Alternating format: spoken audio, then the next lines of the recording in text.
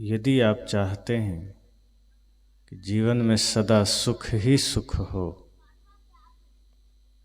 और यदि आप चाहते हैं कि सभी आपसे प्रेम ही प्रेम करें, दुख की छाया भी जीवन में ना आए,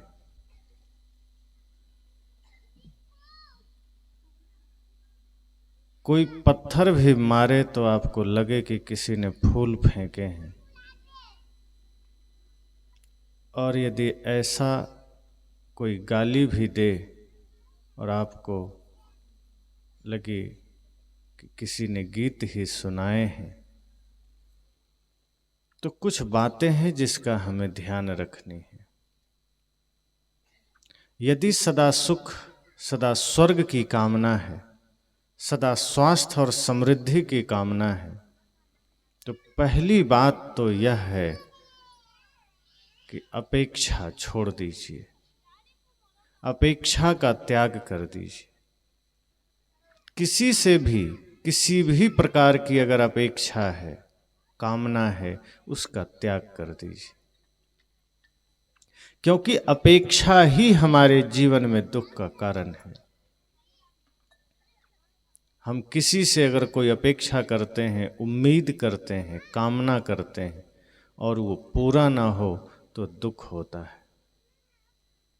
जैसे आप किसी के घर निमंत्रण में गए भोजन के लिए और आपने मन में पहले ही अपेक्षा कर लिया कि मैं वहाँ जाऊँगा, कुर्सी और टेबल पर मुझे बढ़िया पीतल की थाली में भोजन मिलेगा, और जैसे ही आप वहाँ गए तो पता चला चटाई बिछी है और कागज़ के पत्ते में आपको भोजन लाया गया।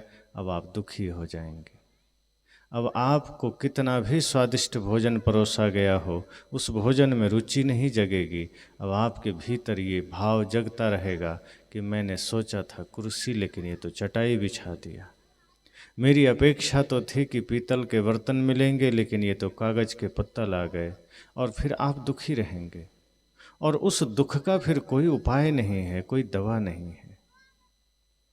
आप कहीं भी जाएं, किसी से भी मिलें, अगर आपने पहले ही मन में कोई अपेक्षा की धारणा बना ली है, कोई विचार बना लिया है, कोई विचार खड़ा कर लिया है कि मेरे साथ ऐसा ही व्यवहार होना चाहिए, और यदि उसमें कोई कमी आ गई तो दुख हो जाएगा। यदि आपने अपने पुत्र से यह अपेक्षा कर ली कि मैं पढ़ा रहा हूँ, मैं इसकी परवरिश कर रहा हूँ और बुढ़ापे में ये मेरी सेवा करेंगे, जैसा मैं कहूँगा वैसा करेंगे, बहू आएगी वो मेरी सेवा करेगी, तो आप समझ लेना कि आप दुख का बीज साथ में बो रहे हैं। क्योंकि अपेक्षा जैसे ही निर्मित होती है वैसे ही दुख आरंभ हो जाता है, क्योंकि अपेक्षाएं सदैव टूटती है। और इसलिए संत कहते हैं कि अपने बच्चे की भी परवरिश करना, अपने बच्चे को भी पढ़ाना, तो अपेक्षा मत करना। अपेक्षा इस मामले में कि आप कभी यह सोचकर मत पढ़ाइए, यह सोचकर उसको सुविधा मत दीजिए कि ये बुढ़ापे में मेरी सहायता करेगा, बुढ़ापे में मेरा सहारा बनेगा। आप यह सोचिए कि हम पिता हैं, माँ हैं, हमारा दायित्व है, हमारा कर्तव्य है, बस मेरा कर्तव्य है इसलिए मैं पूरा करूँगा, उसकी बात वो जाने। अगर उसके भाव होंगे, उसके विचार बनेंगे, वो सेवा करे तो ठीक, ना करे तो ठीक, मुझे कोई अपेक्षा नहीं है, कोई आशा नहीं है। उसके मंगल भविष्य की कामना कर लीजिए, उसके सुंदर भविष्य की कामना कर लीजिए, लेकिन यह कामना मत करिए कि वो बड़ा होकर के मेरी इच्छा अनुसार चलेगा, मेरी आज्ञा में चलेगा, मेरी सेवा करेगा, बुढ़ापे का सहारा बनेगा। संत जन कहते हैं जैसे ही आप अपेक्षा करते हैं, एक तो आपकी सेवा वहीं खत्म हो जाती है, फिर वो सेवा नहीं रह जाती, फिर वो सौदेबाजी हो जाती। जैसे ही आप बदले में कुछ चाह लेते हैं, वो सेवा वो रह ही नहीं जाती, वो सौदेबाजी हो गई, व्यापार हो गया। और व्यापार का भाव लेकर आप कोई काम करेंगे, सौदेबाजी का भाव लेकर कोई काम करेंगे, तो सुख दुख दोनों साथ होंगे। कभी घाटा भी लग सकता है, कभी मुनाफा भी हो सकता है, लेकिन वो सब भी भौतिक ही होगा, वो भीतर से नहीं होगा। इसलिए संत कहते हैं अपेक्षा बिल्कुल मत करिए। आप अपने बच्चों के लिए भी, अपने भाई, अपने मित्र, अपने किसी सगे संबंधी, अपने शिष्य, किसी से भी अपेक्षा मत करिए। इतना ही भाव मन में रखिए कि मेरा कर्तव्य है, मेरा फर्ज है, मेरा दायित्व है, मुझे एक अवसर मिला है, मैं करूँगा। वो करे ना करे उसकी बात है। प्रेम भी किसी से करिए, कोई अपेक्षा मत करिए कि मैं कर रहा हूँ तो उसे भी करना चाहिए। यदि यह भाव लेकर आप प्रेम करते हैं, वो प्रेम भी वहीं खत्म हो जाता है, फिर वो भी व्यापार हो जाता है। प्रेम का अर्थ ही है जहाँ वो करे ना करे उसकी बात। हमारा धर्म, हमारा दायित्व है कि मैं सदैव प्रेम में जीऊँ, मैं सदैव त्याग में जीऊँ, मैं सदैव करुणा में जीऊँ। जब इस भाव के साथ आप जिएंगे निरपेक्ष होकर के, तब सुख स्वाभाविक जागृत होगा। फिर बुढ़ापा भी सुखद हो जाएगी, जवानी भी सुखद रहेगी, और फिर आपको यह कामना नहीं करना पड़ेगा कि पता नहीं बुढ़ापा में क्या होगा। अक्सर बुढ़ापा दुखद तभी होती है जब हम कामना पहले ही कर लेते हैं। और यह देखा गया है कि जो माँ बाप अपने बच्चों से ज़्यादा उम्मीद करके उसकी परवरिश करते हैं, वही माता पिता ज़्यादा दुखी भी होते हैं। जो माता पिता अपने बच्चे को ज़्यादा उच्च शिक्षा देते हैं और ये सोचते हैं कि जिस दिन ये डॉक्टर बनेगा, इंजीनियर बनेगा, एसपी, डीएसपी, कलेक्टर बनेगा, उस दिन हमारे जीवन का सारा दुख दूर हो जाएगा, लेकिन इतिहास गवाह है कि ऐसे ही लोगों के माता पिता ज़्यादा रोए हैं। जो बड़े बड़े डॉक्टर बने हैं, इंजीनियर बने हैं, एसपी, डीएसपी, डीएम, कलेक्टर, जो कुछ भी वो बड़े पद पर गए हैं, उनके माँ बाप ही ज़्यादा दुखी हुए हैं, क्योंकि वहाँ पर सेवा भावना उन्होंने नहीं सिखाई। अपेक्षा तो कर ली, ऊंची शिक्षा भी दे दी, लेकिन अपेक्षा इतनी ज़्यादा हो गई कि वो अपेक्षा दुख का कारण बन गया। संत कहते हैं अगर सदा सुख चाहते हो, सदा शांति चाहते हो, अपेक्षा मत करना। संत गुरुजनों से भी हम जाते हैं मिलने, तो हम अपेक्षा भौतिक ही लेकर जाते हैं, संसार की ही कामना लेकर जाते हैं। इसलिए भक्ति सफल नहीं होती है, इसलिए हमारी श्रद्धा सफल नहीं होती है, हमारा सत्संग सफल नहीं होता है। कितने ऐसे लोग, कितनी ऐसी माताएं गुरु संत के पास जाती हैं तो वो कहती हैं, गुरुजी कृपा कर दीजिए, पोता पास हो जाए या बेटा को नौकरी लग जाए, और अगर नौकरी लग जाए तो हम आपको बुला करके भंडारा करेंगे, सत्संग करेंगे। और यदि, और संत ने कहा यदि नौकरी नहीं लगी तब, का तो उतना फुर्सत कहाँ है आपको बुलाने का, उतना टाइम थोड़े है। अगर कुछ हो जाए तब बुला सकते हैं। और यदि पोता पास हो गया बढ़िया नंबर से तो माला भी ले लेंगे, माला लेंगे, फिर उसको कभी नौकरी लग गई तो घर बुला के दक्षिणा भी देंगे। संत कहते हैं ये तो फिर वही व्यापार हो गया कि तुमने भक्ति भी, सत्संग भी, संत दर्शन भी व्यापार ही समझा है, तुमने धर्म को व्यापार ही समझा है। सत्संग करके भी, संत दर्शन करके भी अगर तुमने संसार की ही कामना की है तो फिर सत्संग को तुम समझे ही नहीं। ये सत्संग, ये संत दर्शन तुम्हारे मुक्ति के लिए है, तुम्हें संसार से मुक्त करने के लिए है, और उनसे ही संसार मांग रही हो। और यदि संसार न मिला तो भक्ति छोड़ने का भी धमकी दे रहे हो। कई शिष्य तो ऐसे होते हैं जो कहते हैं अगर हमारे घर में धन नहीं आया तो ये माला आपके आश्रम में फेंक आएंगे, ये माला का जरूरत नहीं है। अगर हमारे बेटे को नौकरी नहीं लगी तो ये माला, आसनी सब गुरु जी को सौंप देंगे। यानी कि गुरु से जुड़ते भी इसलिए हैं कि कोई शरीर की बीमारी ठीक हो जाए, बेटा पोता नौकरी में चला जाए, घर पक्का बन जाए, ज़मीन खरीद लें, फैक्ट्री बन जाए, बैंक बैलेंस हो जाए, कुछ सोना चांदी इकट्ठा कर लें, अपेक्षा जहाँ भी है वहाँ दुख है। इसलिए संत कहते हैं अपने बेटे से, अपने मित्र, अपने पड़ोसी से भी मत करना, धर्म में तो न ही करना। संसार में भी जहाँ अपेक्षा है वो दुख ही है। और सबसे बड़ी बात यह है कि हम जैसे ही कामना करते हैं फिर वो सेवा रह भी तो नहीं जाती। जैसे आप सेवा कर रहे हैं, मान लीजिए आप किसी प्यासे को पानी दे रहे हैं, द्वार पर कोई भिक्षुक आ गया, आप उसे एक मुट्ठी अन्न दे रहे हैं, और अन्न देते देते यह मन में भाव जग गया कि मैं तो बड़ा सेवा का काम कर रहा हूँ, दान का काम कर रहा हूँ, इसके बदले में मुझे फल बढ़िया मिलना चाहिए, स्वर्ग मिलना चाहिए, समृद्धि मिलनी चाहिए। संत कहते हैं आपका वो दान वहीं पर ख़त्म हो गया, आपकी वो सेवा वहीं ख़त्म हो गई। जैसे ही किसी को कुछ दिया और मन में भाव उठे कि इसके बदले में कुछ मिले, बस वो सेवा समाप्त। अगर किसी को 5-10 रुपये दान कर दिया और मन में ये भाव जग गया कि इसका फल मिल जाए, एक गिलास जल पिला दिया और मन में भाव जग गए कि इसका परिणाम हमें मिल जाना चाहिए, वो सेवा वहीं ख़त्म हो गई।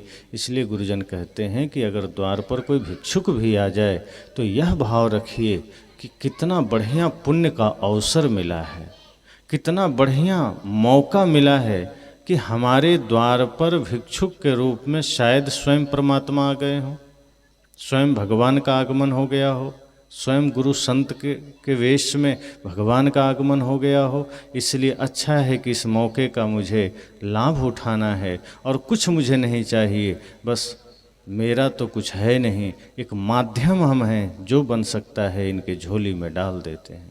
जितना सामर्थ्य है उस अनुसार अन्न हो या पत्र पुष्प द्रव्य कुछ भी हम इनके झोली में, इनके पात्र में डाल देते हैं, और बस इतना डाल करके शुभ कामना करते हुए आप बस वहीं विराम हो जाइए। यदि इससे अधिक अपेक्षा आपने कर लिया तो वो दान भी वहीं खत्म हो जाता है, फिर उसका एक भी फल नहीं मिलता। लेकिन आजकल आदमी अपेक्षाएं इतनी करता है कि 2 रुपया भी किसी को दान किया तो तुरंत हिसाब लगाने लगता है कि संत ने कहा था कि अगर तुम 1 रुपया भी दान करोगे 10 गुना होके मिलेगा, 1000 गुना होके मिलेगा। अब वो सोचता है कहीं मुझे भी 10 रुपया कोई दे दे, अब हमें भी इसका फल मिल जाए, अब हमें भी कुछ मिल जाए। हम थोड़ा सा मंदिर चले गए तो सोचने लग जाते हैं कि हम इतने बड़े धर्मात्मा हो गए कि अब सीधे विमान ही आ जाए बैकुंठ से ले जाने के लिए। मंदिर गए, सत्संग गए, इतने में ही कामना इतनी बड़ी हो गई, इतनी बड़ी अपेक्षा हमने कर लिया, इतना बड़ा स्वार्थ हमारे भीतर जागृत हो गया कि हम तुरंत कुछ ना कुछ चाह करने लगे। और यही हमारे दुख का कारण है, यही हमारे जीवन की समस्याओं का कारण है। इसलिए संत कहते हैं कि सुखी होना चाहते हैं तो निरपेक्ष हो जाना, कोई अपेक्षा नहीं। बगल में कौन बैठा है, घर में कौन है, साथी कौन है, बाहर कहाँ किस जगह है, कोई अपेक्षा नहीं। कई बार आप कुछ काम करते हैं, तुरंत अपेक्षा होती है कि हम कर रहे हैं, अगल बगल वाले भी थोड़ा हेल्प कर दें तो अच्छा हो जाएगा। संत कहते हैं कि आप करिए, निस्वार्थ भाव से काम करिए, और यदि कोई सार्वजनिक काम है, अकेले बिल्कुल असंभव है, तब तो निवेदन करके सहयोग ले लीजिए। लेकिन अगर लग जाए कि हाँ कोई व्यक्ति अन्य कार्य में लगा है, लग जाए कि हाँ वो व्यक्ति अभी तैयार नहीं है और हमारे लिए ये अवसर है, तो अकेले करने की चेष्टा करिए जितना बन जाए। लेकिन अगर अपेक्षा कर लेंगे कि 2-4 लोग हमें भी हेल्प करें, अगल बगल वाले हमारी भी सहायता करें, हम कर रहे हैं हम इसमें भी लोगों को लगा लें, तो वो फिर सेवा नहीं रह जाती, फिर वो ज़बरदस्ती का भार बन जाता है। इसलिए कहीं भी रहिए, इस भाव में रहिए कि ये हमारा धर्म है, ये हमारा दायित्व है, इसे हमें निभाना है। वैसे भी धर्म सत्संग झुंड में थोड़े होता है। हम प्रैक्टिकल और असल काम तो अकेले में करते हैं। अगर हम गुरु के पास 10, 20, 50 आदमी के साथ भी जाते हैं तो क्या दूसरा आदमी ने धर्म की शिक्षा ले ली तो आपका हो गया क्या? अगर आप भंडारे में भी जाते हैं और 1000 आदमी भोजन करने बैठा है तो 999 आदमी अगर खा रहा है तो आपका पेट नहीं भर जाएगा, आपको भी खाना पड़ेगा। भले ही गए हैं समूह में, गए हैं झुंड में, लेकिन व्यक्तिगत भोजन आपको करना पड़ेगा। इसी तरह सत्संग में भले ही आप सैकड़ों लोग बैठे हैं, लेकिन ये मत सोचिए कि बाकी सबके जीवन में बदलाव आ गया तो हमारा तो काम बन ही जाएगा, माता पिता बदल गए तो हमारा तो काम बन ही जाएगा।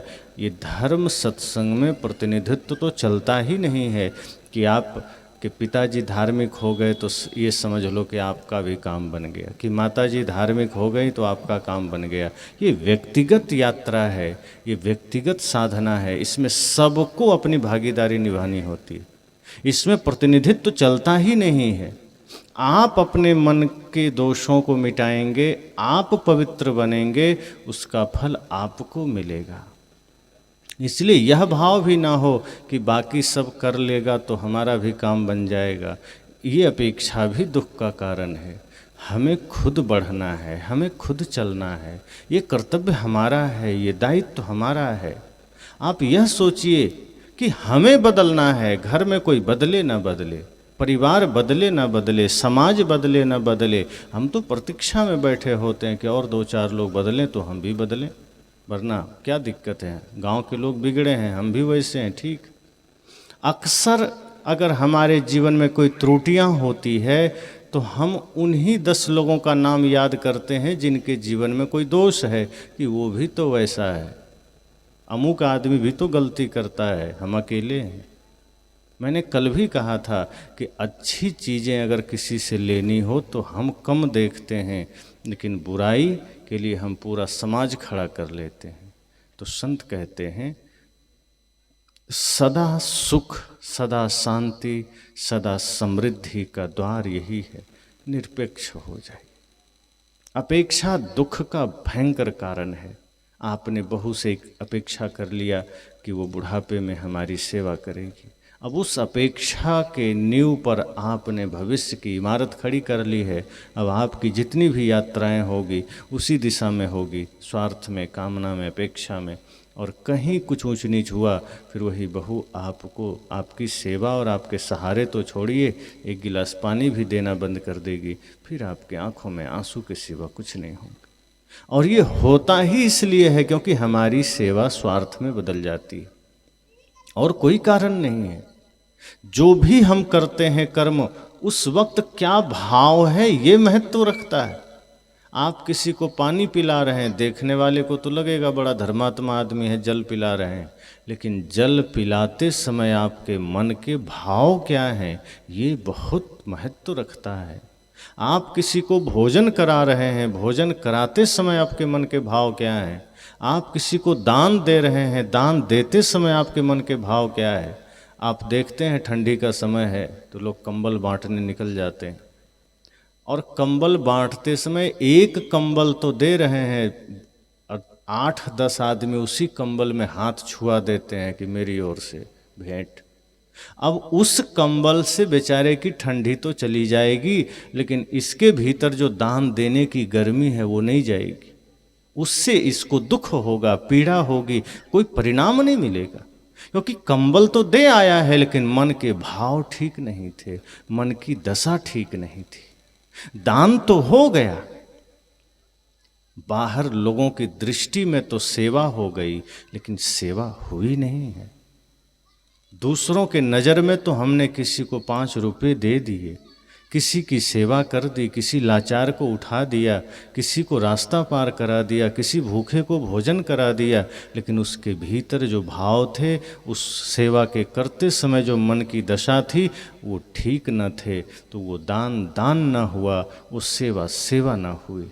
घर में ही आप देखें, आप सब भोजन बनाते हैं, भोजन बनाते समय यदि मन के भाव पवित्र नहीं है, श्रद्धा के भाव नहीं है, भक्ति के भाव नहीं है, पवित्रता नहीं है, तो आपका वह भोजन दूषित हो जाता है, विष के समान हो जाता है। फिर जो लोग उस भोजन को पाएंगे वो भोजन उनके लिए भोजन नहीं बनेगा।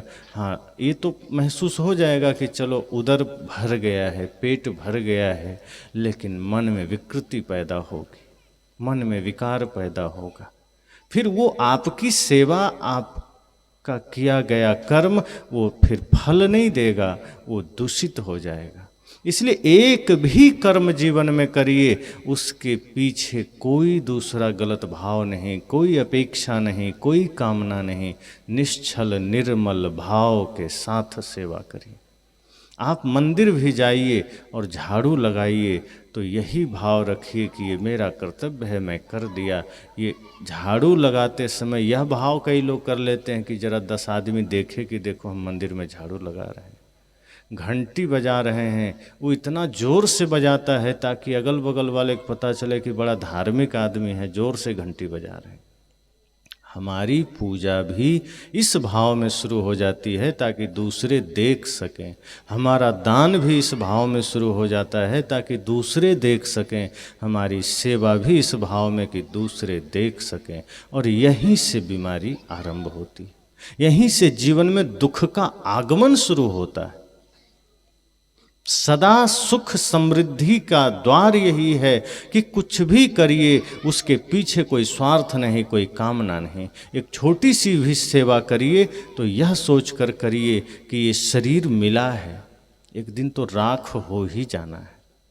ये जो भी शरीर है, काला हो, गोरा हो, सांवला हो, छोटा हो, बड़ा हो, धनी है, अमीर है, ये शरीर तो साधन है। आज है, धीरे धीरे शरीर ढलेगा, धीरे धीरे बिखरेगा, एक दिन ऐसा होगा पूरा बिखर जाएगा। तो जो शरीर राख हो जाना है, उस शरीर को अगर हमने सेवा में उतार दिया तो इसके लिए कामना क्या करना, इसके लिए अपेक्षा क्या करना। जब तक श्वास है, जब तक शरीर है, जिंदा है, प्राण है, तब तक एक एक पल हमें सेवा में उतार देना है। वरना ये शरीर तो एक दिन ऐसे भी राख होना है। तो कोई भी कर्म करिए यह भाव लेकर करिए कि शरीर तो नश्वर है, पीछे वाले भी न रहे, हम भी न रहेंगे। जितना इसका सदुपयोग कर लेंगे उतना काम होगा। तो सेवा ही तो हमने किया है, किसी की सहायता ही तो किया है। यही मेरा धर्म था, ये मेरा कर्तव्य था। इसमें स्वार्थ की क्या जरूरत है, इसमें अपेक्षा की क्या जरूरत है। सूरज जब उदय होता है पूरी दुनिया को प्रकाश देता है, जीवन ऊर्जा देता है। बदले में कुछ चाहता कहाँ है कि आदमी कुछ दे दे। ये वायु समस्त सृष्टि को प्राण दे रहा है, बदले में चाहता कहाँ कुछ। ये नदियाँ समस्त मानवता को जल दे रहा है, समस्त मानवता नदियों के जल से तृप्त हो रही है, बदले में नदियां कहाँ कुछ चाहती है। इस पूरे सृष्टि में आप देखें, संपूर्ण प्रकृति आपको दे रही है, कुछ न कुछ कहाँ चाहती है। हम थोड़ा सा कुछ करते नहीं हैं कि अपेक्षा कर लेते हैं, कामना कर लेते हैं। स्वार्थ पहले जागृत हो जाता है और इसलिए फिर आदमी दुखी होता है। इसलिए मैंने कहा कि जीवन की इस यात्रा में एक ही संकल्प हो कि मुझे कुछ नहीं चाहिए, हमसे जितना बन सकता है हम करेंगे। सेवा हो, सम्मान हो, पुत्र की सेवा हो, माता पिता की सेवा हो, लाचार असहाय की सेवा हो, प्राणियों की सेवा हो, हमें बदले में कुछ नहीं चाहिए। और जो व्यक्ति बदले में कुछ नहीं चाहता, कोई अपेक्षा नहीं करता, ध्यान रखना उसी को सब मिल जाता है और उसे वो धन, वो शांति मिलती है जिसे कोई छीन भी नहीं सकता। अक्सर मैं कहता हूँ और आप सब भी सुनते हैं कि राम जी शबरी माता के द्वार पर जब गए तो क्या कहा, कुछ मांग लीजिए। माता शबरी की झोपड़ी भी टूटी हुई थी, साड़ी भी पुरानी और फटी हुई थी, भोजन व्यवस्था नहीं थी, कंदमूल चुन कर खाती थी, पैर में पादुका नहीं थे। और उस हालत में राम जी ने कहा कि माता कुछ मांग लो, हम आए हैं तुम्हारे द्वार, कुछ तो लाभ होना चाहिए। माता शबरी ने क्या कहा, प्रभु कुछ नहीं चाहिए। इसका मतलब इतनी बाहर भौतिक चीज़ों का अभाव, इतनी परेशानियां, फिर भी माता शबरी ने सहज भाव से भी एक शब्द न कहे कि हमें हाँ थोड़ी कृपा कर दो तो झोपड़ी बन जाए, कि थोड़ी कृपा कर दो 2-4 साड़ियाँ इकट्ठी हो जाए, कि थोड़ी कृपा कर दो कुछ भोजन का प्रबंध हो जाए। उन्होंने कहा कुछ भी नहीं चाहिए, आप आ गए, आपका दर्शन हो गया, और क्या चाहिए। तो राम जी ने क्या कहा, नहीं नहीं, मेरा आना साधारण नहीं है और मेरा आना व्यर्थ भी नहीं है, कुछ तो मांगना पड़ेगा, कुछ तो लेना पड़ेगा। माता शबरी सोचती है कि ये सारा संसार तो ऐसे भी छूटने वाला है और राम जी द्वार पर हैं, तो इनसे संसार मांग कर क्या करेंगे, ये तो आज नहीं तो कल ऐसे भी छूट जाएगा। तो गुरु से या भगवान से हम यही भौतिक संसार मांग लें, यही दुनियादारी मांग लें, जो ऑलरेडी छूटने वाला है, जो स्वाभाविक एक दिन छूटने वाला है। तो माता शबरी ने नहीं मांगा।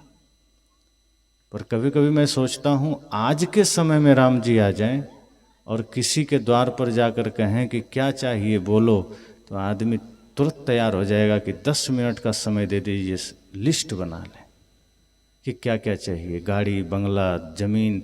तुरंत आदमी सोचेगा कि रूस, फ्रांस, जापान, अमेरिका में भी ज़मीन मिल जाए तो बढ़िया है।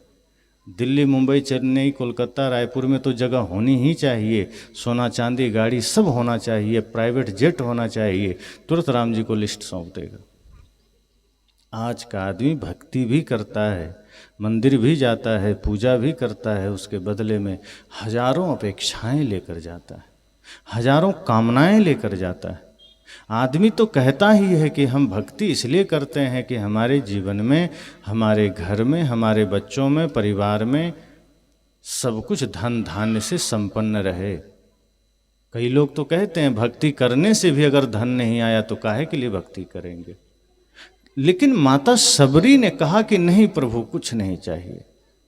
तो राम जी ने फिर भी जिद किया, तो उन्होंने कहा कि प्रभु इतनी ही कृपा है तो इतना करना कि आपके श्री चरणों में मेरी भक्ति बनी रहे, मेरे जीवन में कभी भक्ति का अभाव ना हो सके, और उसी भक्ति का ज्ञान दे दीजिए मुझे, ताकि मैं निरंतर आपकी भक्ति में, उस दिव्य भक्ति में लीन रहूं।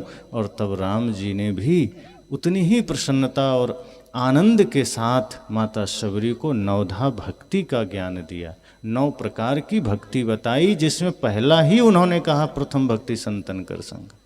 उन्होंने कहा फिर मेरी चिंता मत करो, फिर मेरे पीछे भागने की जरूरत नहीं है तुम्हें, मेरा नाम जपने की भी ज़्यादा ज़रूरत नहीं है। अगर सच में तुम परम धाम मोक्ष को चाहते हो, परम शांति को चाहते हो, सदा आनंद चाहते हो, तो माता प्रथम भक्ति संतन कर संगा, कि पहली भक्ति ही यही है कि संतों का संग करना। वो तुम्हें सब कुछ से परिचय करा देंगे, वो तुम्हें सारी समस्याओं से मुक्ति दे देंगे। और 7वीं भक्ति में यह भी कह दिया कि समस्त जग को मेरा ही रूप समझना, एक एक व्यक्ति को, एक एक प्राणी को, एक एक जीव को मेरा ही रूप समझना। लेकिन कभी संत मिल जाए तो मोते संत अधिक कर लेखो, मुझसे भी श्रेष्ठ संत को समझना। ये राम जी ने माता शबरी को सुनाया और माता शबरी ने उसे हृदयंगम किया, क्योंकि पहले से उस निश्चल भक्ति में चल रही थी। और विनम्रता देखिए कि जो पहले से ही भक्ति के शिखर पर हैं, जो पहले से ही भक्ति की पराकाष्ठा पर है, वो माता भक्ति का ही ज्ञान मांग रही है, वो माता भक्ति का ही सूत्र जानना चाह रही है, वो जी रही है भक्ति में, वो चल रही है भक्ति में, भक्ति ही जीवन है, भक्ति ही उनका सब कुछ है, आधार है। लेकिन फिर भी वो ये नहीं कहती है कि अरे राम जी भक्ति तो मुझे आती है, मैं तो कर लेती हूँ, छोड़ो कुछ दूसरा बता दो। उन्होंने क्या कहा, नहीं प्रभु भक्ति का ही ज्ञान देना, भक्ति की ही शक्ति देना, और कुछ नहीं चाहिए। इतनी ही शक्ति दे देना, इतनी ही कृपा कर देना कि मेरी भक्ति अंतिम श्वास तक बनी रहे, और यही भक्ति का गूढ़ ज्ञान भी मुझे जानना है। और राम जी ने भी दे दिया। तो अपेक्षा नहीं किया उन्होंने, कुछ भी अपेक्षा नहीं किया। और अपेक्षा ऐसा नहीं है कि आप सिर्फ धन का करें तो गलत है, अपेक्षा कुछ भी बदले में आप करेंगे वो गलत हो जाता है। अपेक्षा मात्र दुख है, ये नहीं कि बढ़िया अपेक्षा कर लिया तो सुख हो जाएगा। अपेक्षा मात्र ही दुख है, कामना मात्र दुख है, क्योंकि मुक्ति का मतलब ही है जहाँ सभी प्रकार के कामनाओं से रहित हो जाना। जहाँ कामना मिटी, अपेक्षा मिटी, संकल्प विकल्प मिटे कि मुक्ति है। लेकिन उस प्रक्रिया में जाने के लिए हमें अपने व्यवहार को तो पहले साधना होगा, अपने व्यवहार को पहले सही करना होगा। हमने तो व्यवहार को ही इतना कबाड़ खाना बना दिया है कि उसी को व्यवस्थित करने में उम्र गुजर जाते हैं, जिंदगी गुजर जाती है। आप खुद सोचिए, आपका व्यवहार कितने लोगों से बढ़िया है। कोई आपकी आलोचना किया, आपने उसकी कर दी। किसी ने आपको बुरा कहा, आपने उसको बुरा कह दिया। आप तो भक्ति में हैं, आप तो सत्संग में हैं, आप तो सेवा में हैं। कोई अनजान है, कोई संसार के भाव में ज़्यादा जी रहा है, स्वाभाविक है उसके पास क्रोध होगा, आलोचना होगी, उसके पास अहंकार होगा। आप तो भक्ति में हैं, तो आपकी किसी ने निंदा की, आपने वही काम कर दिया, क्या फर्क हुआ? इसलिए सद्गुरु कहते हैं कि ये ऐसा ही हुआ जैसे राम नाम की चादर बाहर ओढ़ ली और भीतर मांस मछली मुर्गा का ख्याल आ रहा है कि कहाँ मिल जाए कि खा लें। तो बाहर बाहर भक्ति चल रही है, बाहर बाहर कुछ दिखावा चल रहा है, और भीतर तो हम भी उसी मार्ग पर हैं। ये ज़्यादा खतरनाक है। जो बिल्कुल सोया हुआ है, ज़्यादा समस्या वहाँ नहीं है। मान लीजिए कोई आदमी पूरा ही पूरा भटका हुआ है, तो उसके सही मार्ग पर आने के चांस ज़्यादा हैं। जैसे अंगुलीमाल बहुत भयंकर भटक गया था, तो उसके जागने के चांस भी ज़्यादा थे। रत्नाकर ज़्यादा भटक गए तो उसके जागने के चांस ज़्यादा हो गए। लेकिन जो आदमी आधा भटका हो, आधा जागा हुआ हो, तो वो फिर वहीं अटका रहता है। ये ऐसा ही है जैसे कोई आदमी सो रहा हो, एकदम गहरी नींद में है, तो उसको जगाया जा सकता है, आप उसको जगा सकते हैं। एक हाँक दीजिए, हो सकता है उठ जाए, नहीं उठे तो दूसरी या तीसरी हाँक में तो पक्का उठ जाएगा, कितनी भी गहरी नींद में हो, अगर जोर से आपने चिल्ला दिया। लेकिन जो आदमी सोने की नकल करके सो रहा है, जो जागा हुआ है लेकिन वो सो रहा है, वो कभी नहीं जगेगा, 1000 हाँक पर भी नहीं जगेगा, क्योंकि वो सोया हुआ नहीं है।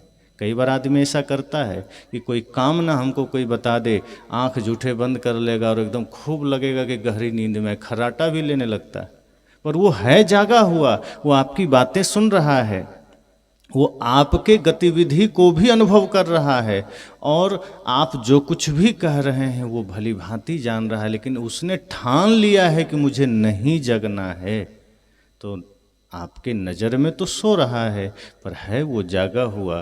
तो जो सोने की नकल करके सो रहा है, उसे कभी नहीं जगाया जा सकता। जो गहरी नींद में है उसे ही जगाया जा सकता है। जो व्यक्ति बिल्कुल अज्ञानता में है, जो व्यक्ति बिल्कुल अविद्या में है, विकारों में है, हिंसा के मार्ग पर हो चाहे नशा के मार्ग पर हो, उसको सुधारा जा सकता है। लेकिन जो आधा अधूरा में आ गया है, जिसके पास ज्ञान है, आचरण नहीं है, जिसने थोड़ा सा समझ लिया है, उसको बदला नहीं जा सकता, उसमें परिवर्तन नहीं आ सकता, फिर वो आदमी वहीं अटक जाता है। इसलिए संतों ने कहा, सीखा हुआ ज्ञान कई बार अपने ही मार्ग का रोड़ा बन जाता है, बाधक बन जाता है। इसलिए ज्ञान का उपयोग इतना ही है कि आपके जीवन में गड़े हुए विकारों के शब्द को वो उखाड़ सके। ज्ञान का उपयोग इतना ही है कि आपके जीवन में विषयों के जो कांटे गड़े हैं वो ज्ञान उससे उखाड़ सके। लेकिन हमने तो उन सबको उसी रूप में ले लिया है, सजा संवार के रख लिया है, इसलिए पीड़ा होती है। संत ने कहा कि जीवन में अगर हम जाग कर जिएंगे, होश में जिएंगे, तो पता चलेगा कि ये संसार में हमारा जीना थोड़ा है, चलना थोड़ा है। इसलिए अपेक्षा न करते हुए, कामना न करते हुए, स्वार्थ न करते हुए सत्मार्ग पर चलना है। ध्यान भी करें तो इस भाव से करें कि ये ध्यान हमें निर्मल कर सके। सत्संग भी करें तो इस भाव से करें कि सत्संग हमें निर्मल कर सके। आप पूजा भी करते हैं, सत्संग भी करते हैं, ध्यान भी कर लेते हैं, सारी प्रक्रियाएं करते हैं, लेकिन मूल में वही आ जाता है कि हम कामना कर लेते हैं। दान भी करते हैं, इतना ही ध्यान आ जाता है कि दान भी किया तो थोड़ी सी कामना जग गई, सेवा भी किया तो कामना जग गई। इसलिए मैंने पहले ही कहा, बेटे को भी पढ़ाइए तो स्वार्थ मत पालिए, कामना मत करिए, वरना आपका वो पढ़ाना, वो लिखाना, वो उसको योग्य बनाना, वो सब धरा रह जाएगा और आपके लिए वो वृद्धाश्रम तैयार करवा देगा। आप सोचते रह जाएंगे कि जो महल मेरा बेटा नौकरी के बाद बना रहा है, इसी में हमको बढ़िया आनंद का जगह मिलेगी। और जो बहू आई है पढ़ी लिखी, वो रोज हमें सुबह स्नान करने के लिए गर्म पानी देगी, जलपान बढ़िया बना के देगी, मेरे कपड़े धो देगी, भोजन बढ़िया देगी, रात्रि में मेरे चरण दबा देगी। तो आप समझ जाइए कि ये सब सपने रह जाएंगे, ये सारे ख्वाब टूटेंगे और आपके बेटे बहू दोनों मिलकर आपको पता बता देंगे या छोड़ आएंगे कार से कि जाओ वहीं वृद्धाश्रम में रहना। उतना फुर्सत नहीं है, दोनों नौकरी में हैं, कहाँ टाइम है। अब आपके अरमान टूटेंगे, आपके ख्वाब टूटेंगे और आंखों से सिर्फ आंसू छूटेंगे। फिर आपके सुख दुख सुनने वाला वहाँ कोई ना होगा, क्योंकि सामने जो होगा वो भी उसी लाचारी से आया है। वहाँ जितने वृद्ध होंगे, जितनी वृद्धाएं होंगे, वो भी उसी पीड़ा से है, वो भी उसी दुख का मारा है। किससे कहेंगे? इसलिए तो साहब ने कहा, सुखिया ढूंढत मैं फिरा, सुखिया मिला न कोई। जिसके आगे दुख कहूं सो पहले उठे रोए। कहा मैं संसार में सुखिया खोजने चला था कि कोई सुखी मिल जाएगा, पर मैं जहां गया कोई सुखी ना मिला। सबके भीतर दुख है, सबके मन में दुख है। तन धरि सुखिया काहू न देखा, जो देखा सो दुखिया। सदगुरु कहते हैं, जिसके आगे मैंने अपना दुख कहना चाहा, वो पहले ही अपना दुख कह के रो पड़ा। क्या कर सकता हूं? चारों तरफ यही तो है, और ये सिर्फ अपेक्षाओं के वजह से है। हम अपेक्षाओं की लिस्ट इतनी लंबी कर लेते हैं कि दुख उतना विशाल हो जाता है। जितनी कामनाएं हमारी बड़ी होगी, दुख उतना बड़ा होता चला जाएगा। अगर एक परिवार गरीब है तो उसका दुख भी थोड़ा होता है, लेकिन जितनी अमीरी बढ़ती जाती है, दुख उतना बढ़ता चला जाता है, क्योंकि अमीरी के साथ साथ हमारी कामना बढ़ती चली जाती है। इसलिए अक्सर मेडिकल स्टोर पर जो नींद की गोलियां उपलब्ध है, वो अमीर लोग ज़्यादा खरीदते हैं, गरीब कम खरीदते हैं, क्योंकि उनको थोड़ी सी राहत है, अपेक्षा थोड़ी कम हो रहती है। जो गरीब हैं वो इतनी अपेक्षा करते हैं कि एक दो दिन हमारा जीवन बढ़िया से चल जाए। हालांकि धीरे धीरे व्यवस्थाएं बढ़ाने के चक्कर में कामना बढ़ती जाती है, और जैसे जैसे कामना बढ़ती है दुख बढ़ता जाता है। रोज मजदूरी करने वाला आदमी बहुत बड़ी कामना नहीं करता है, तो रोज कमाता है, रोज खाता है, बढ़िया सोता है, वो ज़्यादा नहीं सोचता। लेकिन जैसे ही थोड़ा कमाई बढ़ गई, फिर वो जमा करने के चक्कर में पड़ा कि 1 लाख से फिर 10 लाख की कामना, 10 लाख से फिर 1 करोड़, फिर दुख शुरू हो जाता है। इसलिए संत कहते हैं, अपेक्षा दुख का कारण है। सदा सुख चाहते हैं, सदा शांति चाहते हैं, तो निरपेक्ष हो जाना, किसी भी प्रकार की कोई अपेक्षा नहीं। एक भी सेवा करिए तो इस भाव से कि बस मेरा मुझ में कुछ नहीं, जो कुछ है सो तेरा तुझको सौंपता क्या लागत है मोर। किसी की भी सेवा का अवसर आ जाए, गुरु की, संत की, अपने पुत्र की, मित्र की, माता पिता की, पड़ोसी की, किसी लाचार, किसी दीनहीन, किसी दुखी, किसी भिक्षुक की, तो इतना ही भाव रखिए कि मेरा मुझ में कुछ नहीं। ये जो तन से सेवा हम कर रहे हैं या धन से कर रहे हैं, मन से कर रहे हैं, इतना ही ख्याल रख कर करिए कि मेरा मुझ में कुछ नहीं। जो कुछ भी मैं कर रहा हूँ या कर रही हूँ वो मेरा कुछ नहीं है, ये सब तुम्हारा ही है। ये जिसको हम दे रहे हैं, जिसके लिए कर रहे हैं, ये उसी का है और उसी का उसे दे रहे हैं। क्या लागत है मोर। सदगुरु कहते हैं जिस दिन यह भाव आ जाएगा, एक तो आपको अपनी वस्तुओं से मोह खत्म हो जाएगा और एक छोटी सी भी सेवा आपके जीवन में तृप्ति ले आएगी, आपके जीवन में संतोष ले आएगा। फिर जो कुछ भी आपके पास होगा वो उतना ही धन, उतनी ही संपत्ति आपके जीवन को समृद्ध बना देगी।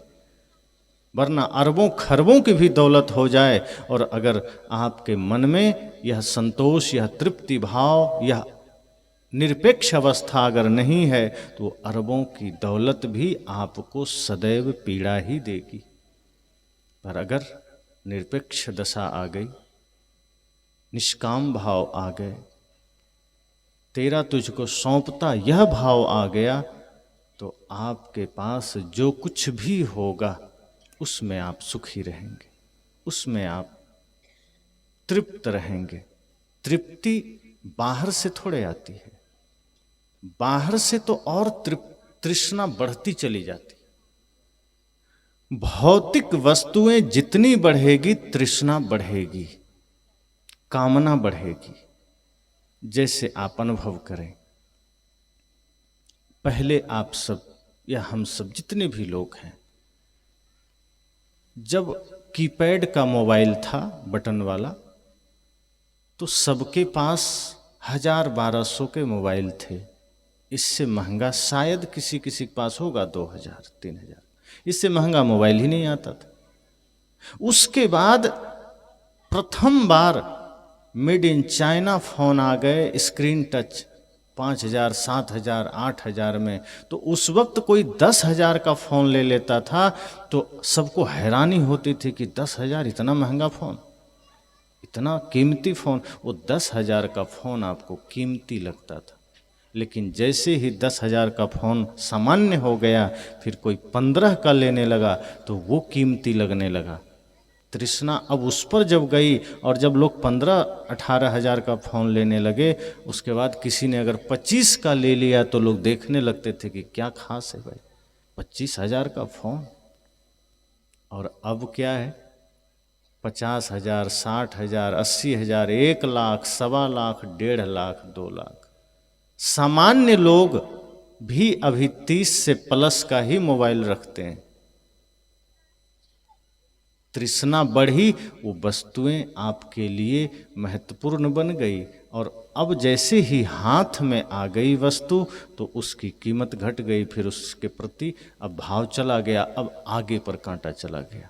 तृष्णा तो बढ़ी, जैसे ही वस्तु हाथ में आई वो तृष्णा वहाँ रुकी नहीं, अब दूसरे पर चली गई, अब 50,000 वाले पर चली गई। अब 50,000 वाला हाथ में आ गई वस्तु तो तृष्णा आपको 60 पर ले जाएगी, और यदि 60 का हाथ में ले लिया तो तृष्णा का विराम नहीं होगा, फिर वो आपको आईफोन पर ले जाएगी।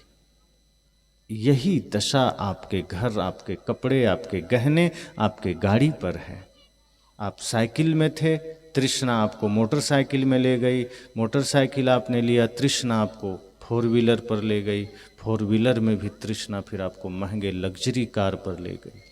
आपके पास साधारण घर थे, तृष्णा आपको टाइल्स, मार्बल, बढ़िया कीमती पर्दे पर ले गई। उसके बाद तृष्णा आपको डबल तिबल मंजिले पर ले गई। आपके पास साधारण चप्पल थे, तृष्णा आपको कीमती ब्रांडेड चप्पल, जूते पर ले गई। धीरे धीरे तृष्णा बढ़ती चली जाती है और हम उसके इतने शिकार बन जाते हैं, उसके इतने अधीन बन जाते हैं कि फिर विराम नहीं होता। अंतिम घड़ी तक भी हमें संसार की तृष्णा ही सताती, संसार की कामना ही सताती है। तब तक भी हम भजन ध्यान नहीं सोचते हैं, तब तक भी हम चिंतन नहीं सोचते हैं, सेवा साधना नहीं सोचते हैं।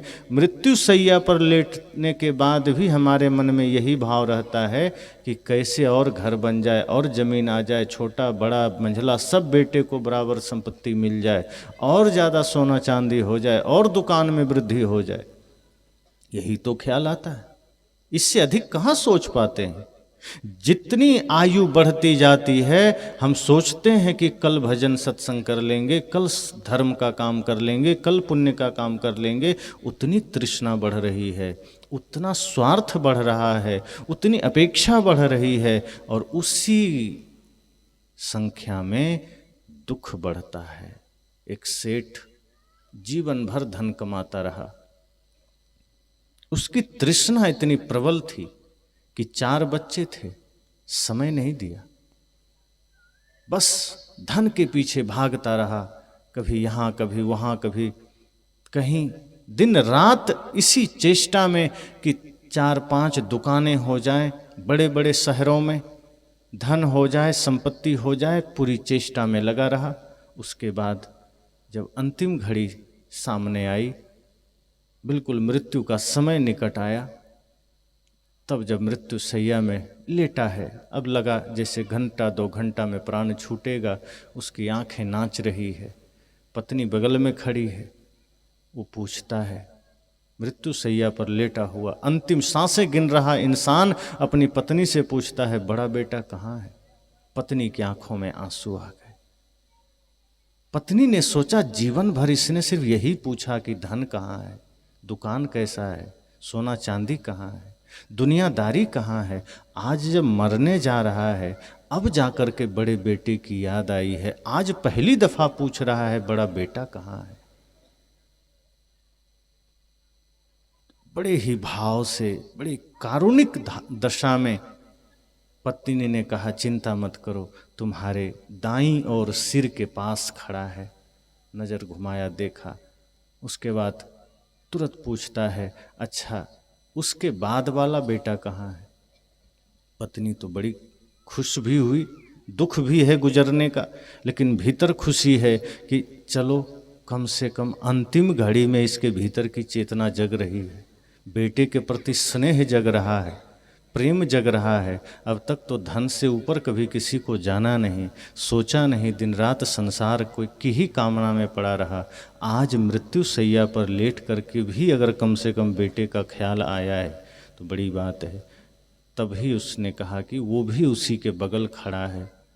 तब सेठ ने कहा, तीसरे नंबर का बालक कहाँ है? पत्नी तो और खुश हुई, कहा पहले तो कभी ध्यान में भी नहीं पूछता था कि सोया है कि जगा है, काम में इतना बिजी था, इतना व्यस्त था कि बच्चे का ध्यान तक नहीं। आज वो कारुणिक भाव से विह्वल हो उठी। उसने कहा, चिंता मत करो, ये तीसरे नंबर का बेटा तुम्हारे दाएं पैर के पास खड़ा है। तभी उसने कहा, और छोटा बेटा कहाँ है?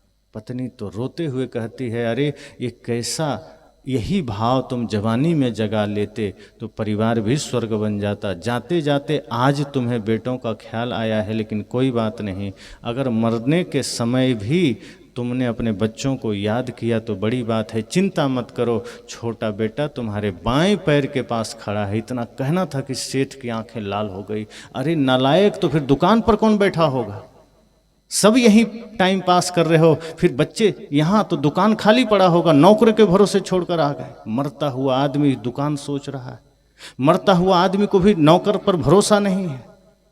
मृत्यु शैया पर है, ख्याल दुकान का आ रहा है, अंतिम सांसें गिन रहा है, ख्याल सोना चांदी धन दौलत का आ रहा है। कोई प्रेम जगा नहीं था। जो जवानी में प्रेम ना कर सका वो बुढ़ापे में प्रेम करेगा। जो जवानी में बेटे का ख्याल ना किया वो मरते समय बेटे का ख्याल करेगा। पत्नी भूल में चली गई थी, पत्नी नासमझी में चली गई कि इसके भीतर प्रेम जगा होगा। अब जरा सोचिए, जो गंगा नदी हरिद्वार में गंदी हो जाए तो कानपुर में साफ कैसे हो जाएगी? भाई गंदगी तो पहले से आ गई है, उसकी सफाई तो वहीं से करनी पड़ेगी ना। अब हरिद्वार में ही उसमें पूरा फैक्ट्रियों का नाला डाल दिया जाए और हम चेष्टा करें कि प्रयाग में साफ मिल जाएगी, बनारस में साफ मिल जाएगी, पटना में साफ मिल जाएगी, आगे उधर गंगा सागर में साफ मिल जाएगी, ये असंभव है। जिसमें गंदगी ऋषिकेश में ही पड़ गई है, वो गंदगी ऋषिकेश में ही साफ ना हुआ तो पटना में, प्रयाग में कोई उपाय नहीं है।